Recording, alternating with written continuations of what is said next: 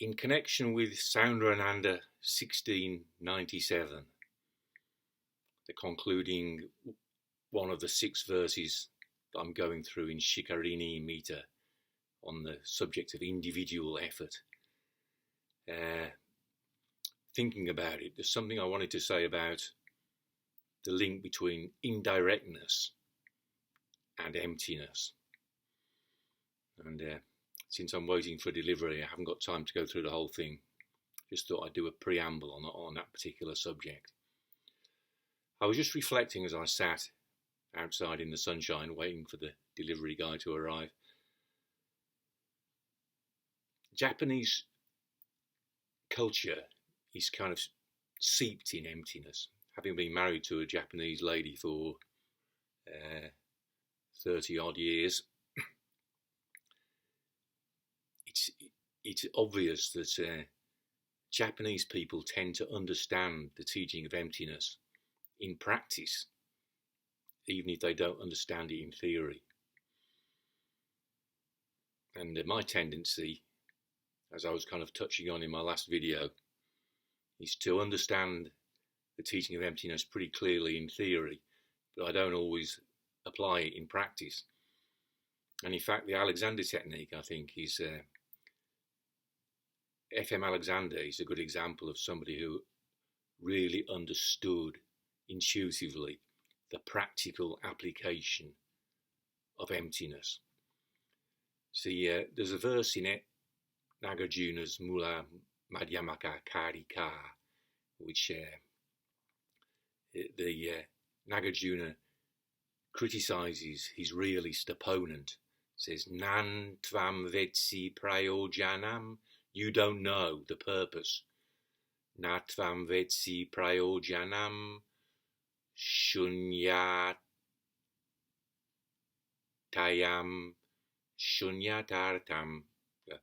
I can't remember the verse, but he says to the opponent, you don't know the purpose in emptiness or the nature of emptiness. That is emptiness as a state or as a condition.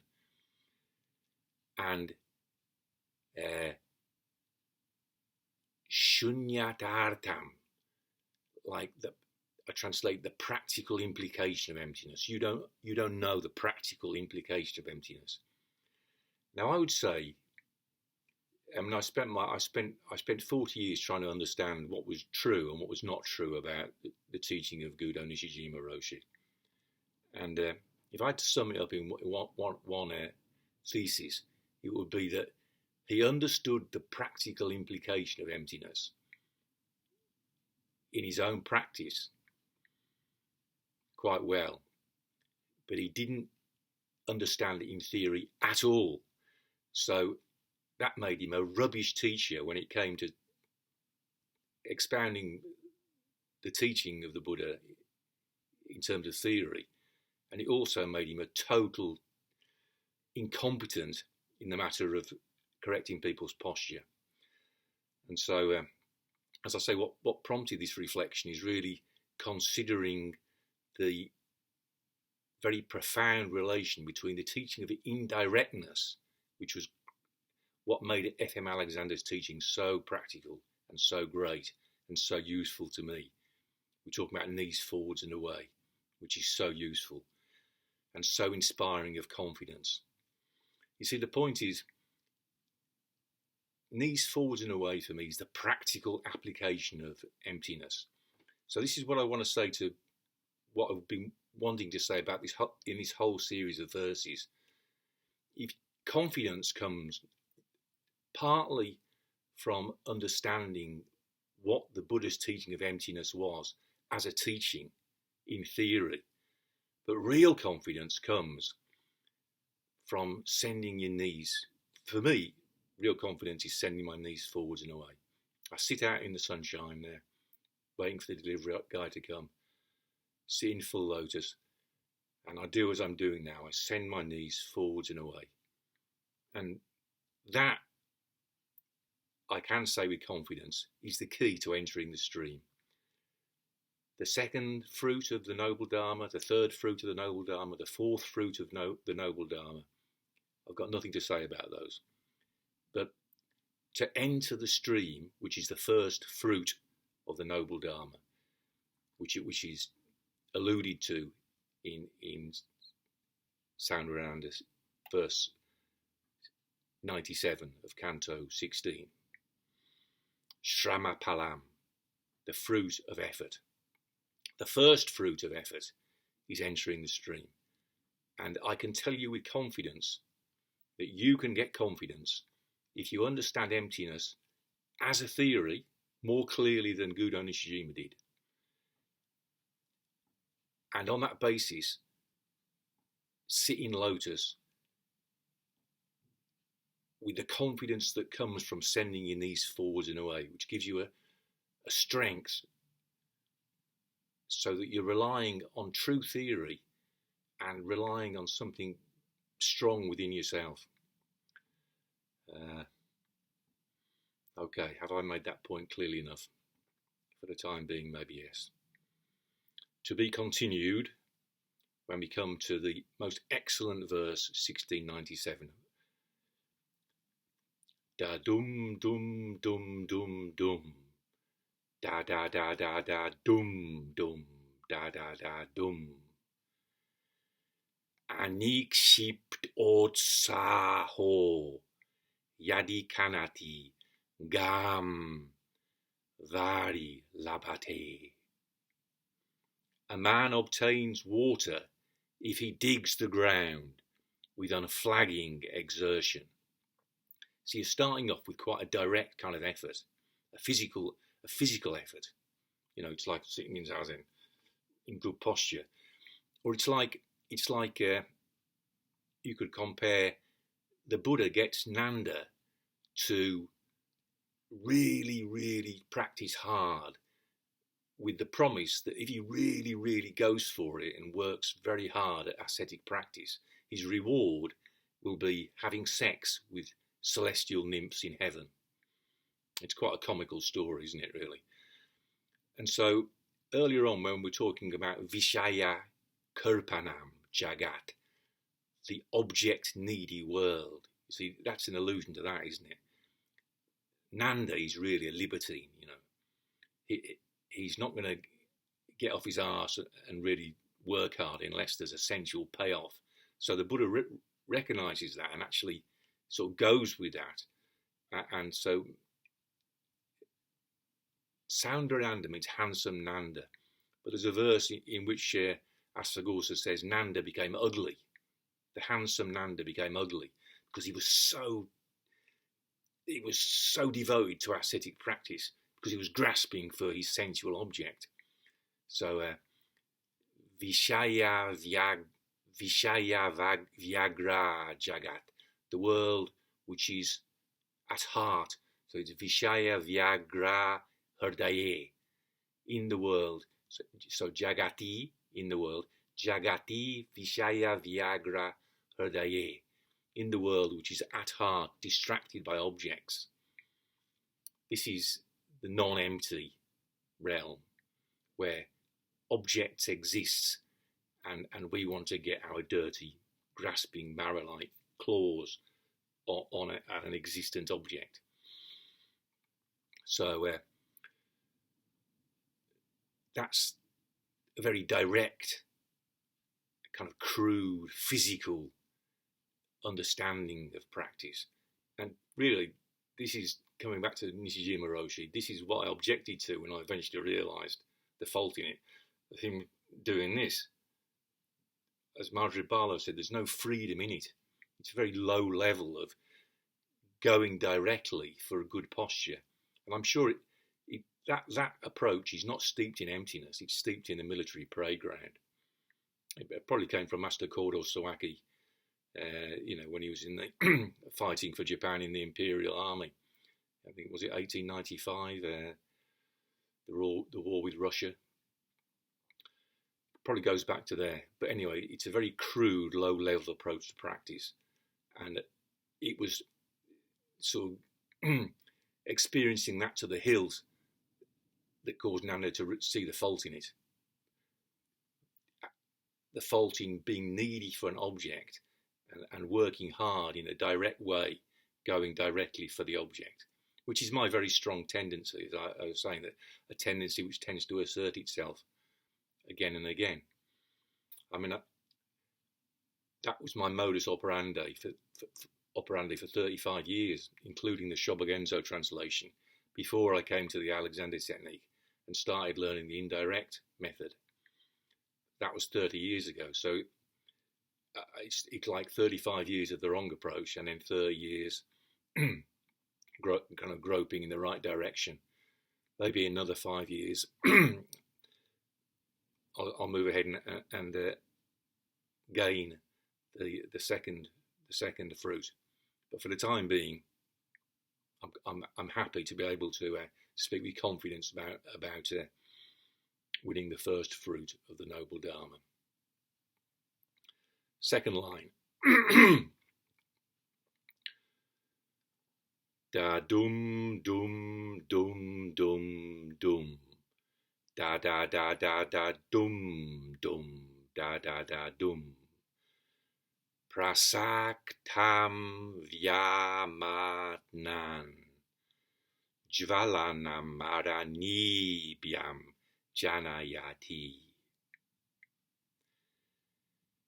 Prasaktaṁ, continually. Vyāmathnan, twirling. Jvalanam, fire.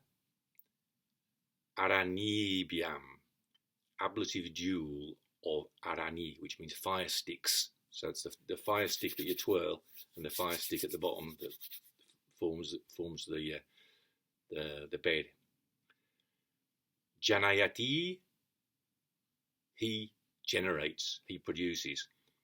So, and produces fire from fire sticks by continuous twirling. So this is a slightly more mental effort, isn't it? If you watch videos of these bushcraft experts starting a fire in a damp forest, it's not this bit of the process is important, and you have to you mustn't give up. It requires persistent effort, but it's a much more thoughtful process really than digging for water. I mean, having said that, digging for water probably includes divining where the water is and so on and so forth, sharpening your spade. But this requires a bit more technical know-how to produce fire from fire sticks by continuous twirling. In the third line, this is where the meter, I think, shows you how it's good to understand the meter, because in Sanskrit poetry, rhyme is not important.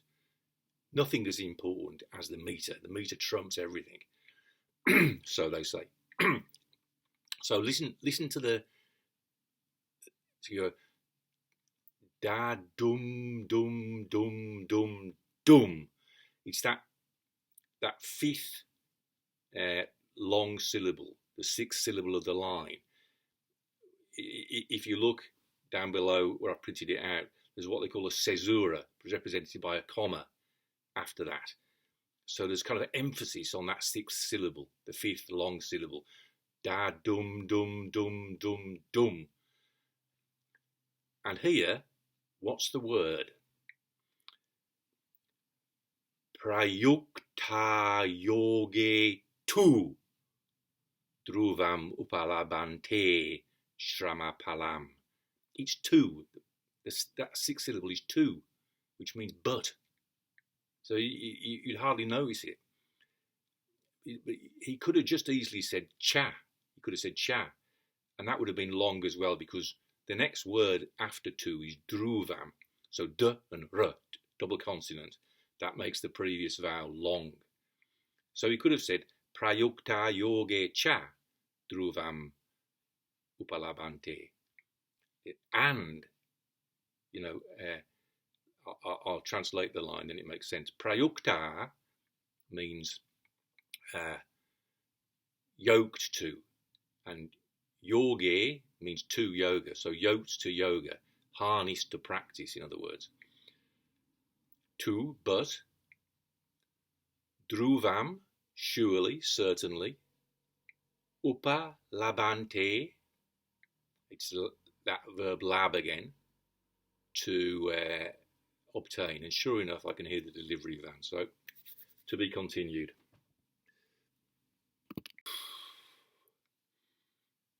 Knees forwards and away.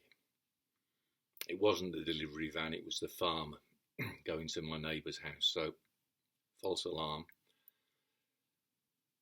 Back to line 3 of Saundarananda, Canto 16, verse 97. Da dum dum dum dum dum. Da da da da da dum dum. Da da da dum. Prayuktā yoge tu. Dhruvam upalabhante. Śrama-phalaṁ. Prayuktā, yoked, yoge to yoga, yoked to yoga, harnessed to practice. Tu, but, not and, but. Dhruvam, surely. Upalabhante. So, upa again is just a prefix to give you 2 short syllables. Labhante, this is plural, so they gain, they reap the fruit. So it's the same as in the previous verse where he's talking about not gain, na labhate. He doesn't gain, He doesn't gain growth, he doesn't win higher repose, and he finds no peace. That was the stick, the previous verse, but here we're getting the carrot. In abundance of carrot. So the thing that's gained is śrama-phalaṁ. Śrama, effort. Phalam, the fruit of effort. So what we're thinking about really, when the Buddha uses the word phala, we think especially of the 4 noble fruits of stream entry, of one more return, of no more return, and then the worthy condition of the arhat, the one who deserves to be served. So the reason I'm emphasising the importance of 2, the reason I'm saying the meter emphasises that, I think, is because the previous 2 are more kind of direct efforts where you get a concrete payoff. So you get the water from digging the ground persistently. You produce something as sort of conspicuous as fire by continuously twirling the fire sticks and then getting the ember into a little fire. But those are sure to reap the fruit of their effort whose energies are harnessed to practice. So I think the but relates this thing of like going more directly for a kind of an obvious object that you've got in view, in the manner of the object-needy world, which is at heart distracted by objects. So the contrast, the 2 there, the but, is, when you think about it, entering the stream, what have you actually gained by entering the stream? You haven't gained anything. You've drawn closer to being a kind of a still inept person who's going to come back once more, and then finally you make it to the state where you're not going to return again, but you still haven't gained the ultimate fruit of nirvana. So it's like what we want to gain, as Alexander put it, a little bit of nothing. Well, an Alexander protege called Marjorie Barstow, an American lady, she said, you all want something, and that something is your habit. It's a little bit of nothing. So what we're pursuing, nirvana, is not is not some extra object. It's like, go back to MMK again. Ya aja vaja vibhava upadaya pratityava so pratityanupadaya nirvanam upadishyate. Whatever the hell is happening due to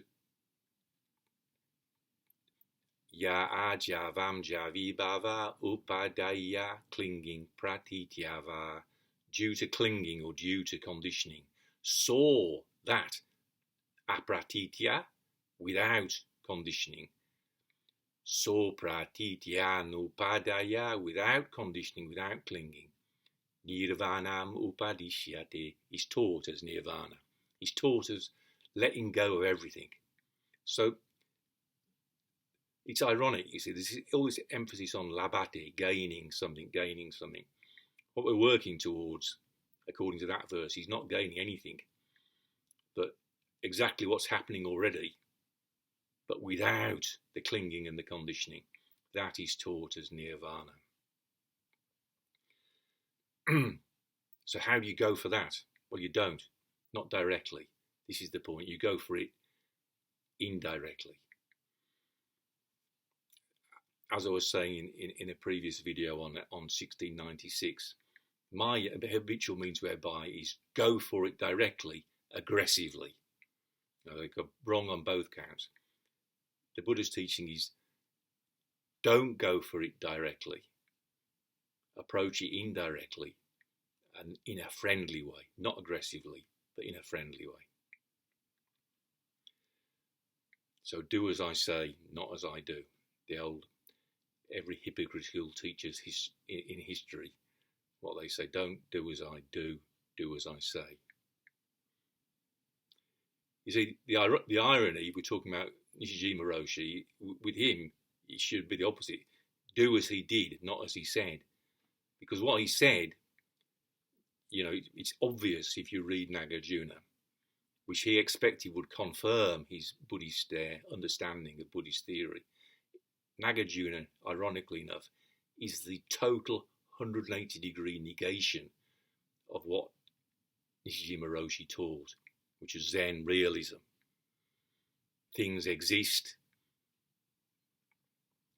Things really exist.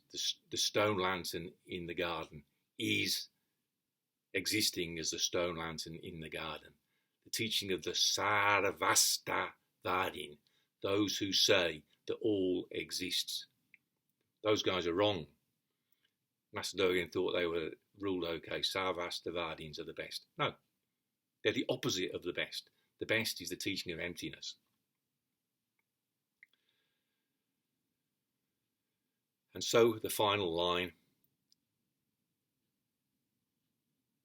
da dum dum dum dum dum, da da da da da dum dum da da da dum, drutaṁ nityaṁ yāntyo girim apihi bhindanti saritaḥ.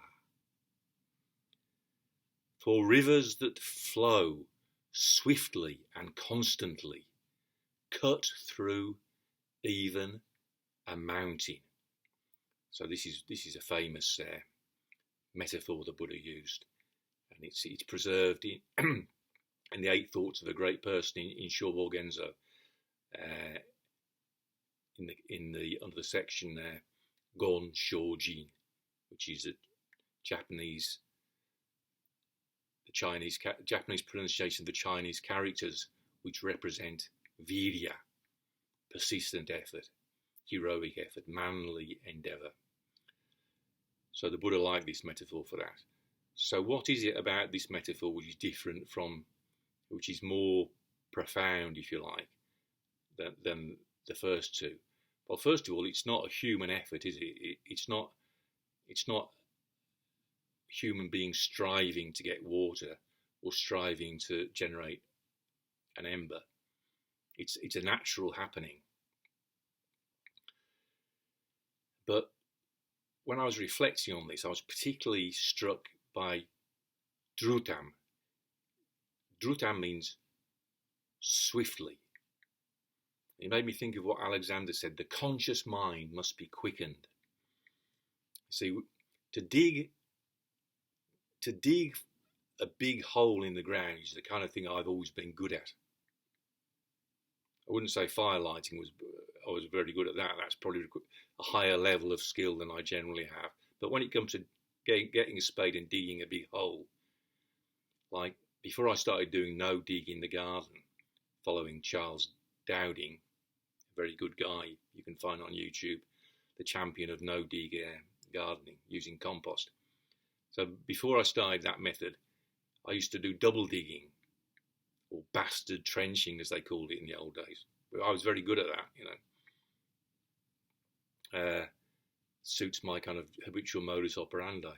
Just find some simple task like weight training and bugger on with it.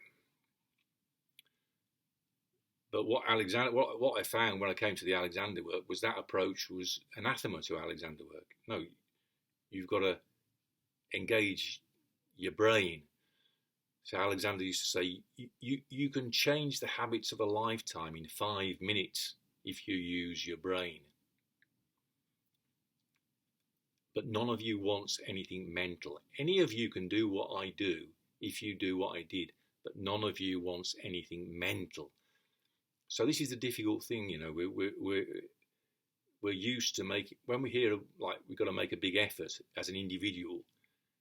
Our tendency, because we've evolved like that, really, is to emphasize what we know and sort of direct energy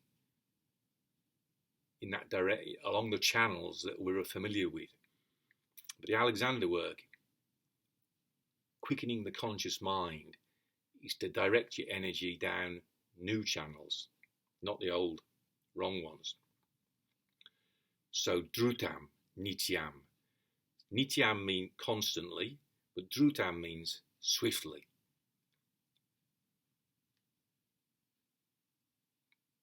So you can understand the Buddha's metaphor for like a constantly dripping, a constant drip of water will cut through rock. That's one metaphor for persistence. But this is saying something else. For rivers, that's saritaḥ. Sarit is a river, saritaḥ, nominal plural. Rivers that flow, yāntyo means flowing, going. Swiftly and constantly, drutaṁ, nityaṁ. Cut through, bhindanti. Plural, they cut through, girim api, even a mountain. Girim, a mountain, api, even, 4. Drutaṁ, nityaṁ, yāntyo, girim apihi, bhindanti saritaḥ. For rivers that flow swiftly and constantly, cut through even a mountain. So finally I come back again, sending the knees forwards and away. It gives you a kind of confidence which is the practical application of emptiness. All very well understanding emptiness philosophically as a teaching, which is important. But what we really want, what's really valuable, is to find a practical application of it and get confidence from that, which is what I definitely do from the teaching of knees forwards and away. It's not a doing, you see, it's a quickening of the conscious mind. It's a remembering what we want to happen and a letting happen. Letting happen is not a physical doing, it's the most mental thing there is, Alexander called it, the most mental thing there is. So we've got to be quick. We've got to be quick to see, because it's very rapid. The reversion to type, the old thing kicking in, it's very quick. We've reacted before we even know it. So this is where so-called mindfulness, remembering what we want to happen, comes in. There are other verses in Saundarananda that are nice to recite, to remember that. Like, for example, Dvaradyaksha iva vāri, like the gatekeeper at the gate, or like the doorman on the door, like the bouncer at the nightclub door who says you're not coming in. That's a nice kind of non-woke metaphor for mindfulness, isn't it? Dvaradyaksha iva vāri, yasya pranihita smriti, of whom smriti, remembering or thinking, pranihita is outstretched. So that's, you see, you can think of like a direction for your knees to stretch out, your legs to stretch out of your hips. Pranihita smriti. It's more dynamic than mindfulness being pranihita, directed. You can say thinking is directed, but it's not what people think of as thinking. It's remembering what you want to happen, being outstretched in the direction of your knees going forward. Dvaradyaksha iva vāri, like a doorman on the door.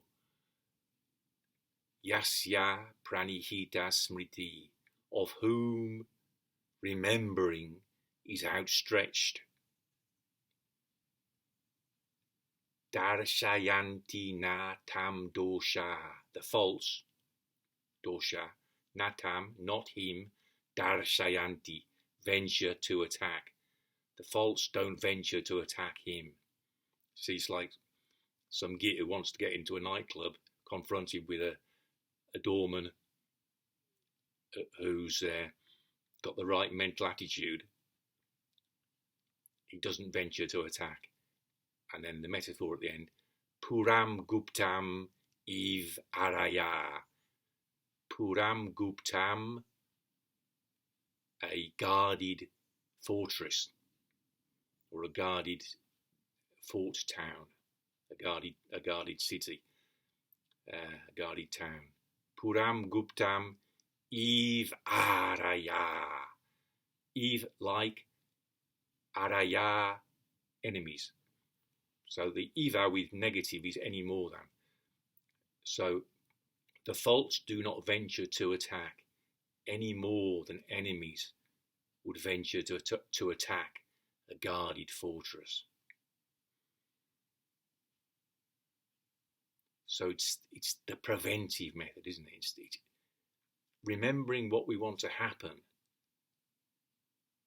is not really, what we want to happen is not a getting something. It's what we can say, referring back to the previous verse, it's growth. What we want to happen is growth in the direction of nirvana, which is a bit of nothing, a letting go of clinging and conditioning. We want a higher repose. So again, we're looking for the first, second, third, going up the ladder, and hopefully not down the snake. The higher repose, first, second, third, and fourth noble fruits of the noble Dharma. And then upashantim, peace. Again, so not, in the end, not a thing, not an object that can be grasped, but more a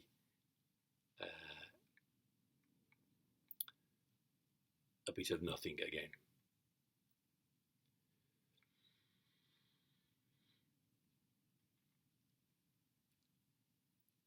Anyway, enough of my commentary.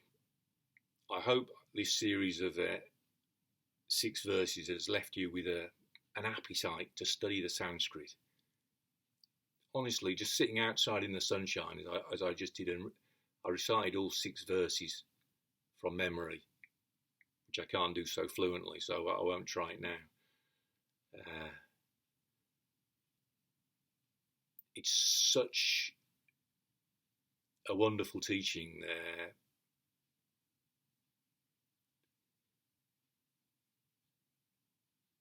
There's something magical about learning the Sanskrit in this meter, and even however bad we are at reciting it, however bad I am at reciting it, there's still an enormous amount of deep appreciation of Asvaghosha's efforts. So I'll just do this verse again. Da dum dum dum dum dum, da da da da da dum dum, da da da dum. Anikṣiptotsāho, yadi khanati, vāri labhate. Prasaktaṁ vyāmathnan, jvalanam araṇibhyāṁ janayati. Prayuktā yoge dhruvam upalabhante, śrama-phalaṁ.